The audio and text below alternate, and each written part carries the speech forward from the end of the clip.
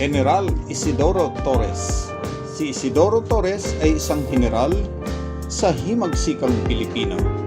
Kasapi siya ng Katipunan.